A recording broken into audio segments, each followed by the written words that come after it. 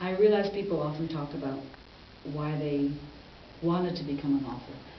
In this case, I must beg the contrary and say that I never wanted to become an author, that I'm an author, in a sense, accidentally. I was in the dressing room of La Fenice, the opera house in Venice, having a conversation with a friend of mine who was conducting there. And he and his wife began to talk about another conductor, and they started thinking how good it would be to kill him, to limit the competition. And I got the idea that it would be a good idea to write a murder mystery about killing an opera director in that dressing room, which gave me the idea to write the book.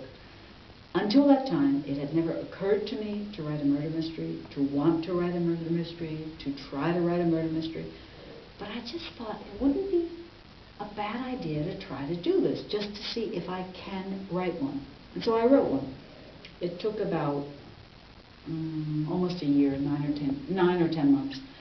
And when it was finished, it sat in a drawer for a year until a friend induced me, convinced me, threatened me to send it off to a competition in Japan.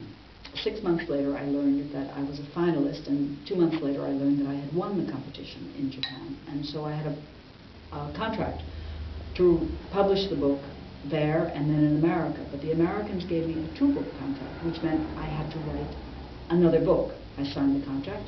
And then, almost without wanting to become, and certainly without planning to become, I found myself an author. And now,